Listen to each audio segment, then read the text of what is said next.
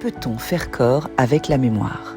Jeannette Ehlers investit l'espace du bicolore, ici, à la Maison du Danemark, sur les Champs-Élysées, autour d'une exposition bouleversante.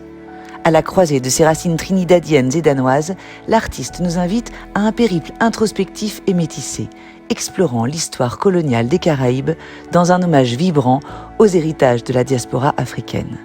Nous pénétrons dans un écrin tapissé d'or, envoûtant.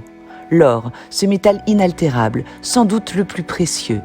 Ici, celui des couvertures de survie. Dans ses œuvres, Ehlers se met en scène, incarnant physiquement cette souffrance coloniale, exécutant une chorégraphie d'une grâce infinie, libre et affranchie, pourtant enchaînée par les tresses de ses cheveux aux structures écrasantes d'une grange.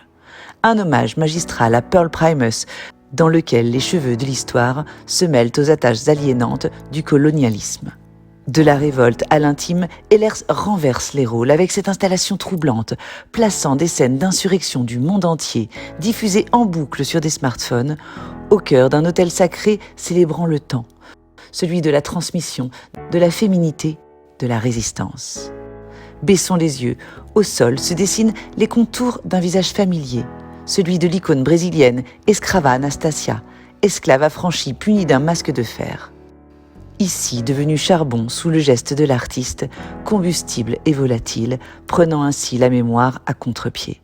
Jeannette Ehlers imbrique ses œuvres comme les pièces d'un puzzle, autour de l'identité et de la résilience, nous menant jusqu'à cette vidéo saisissante, reprenant les codes artistiques de l'action painting, mais à grands coups de fouet.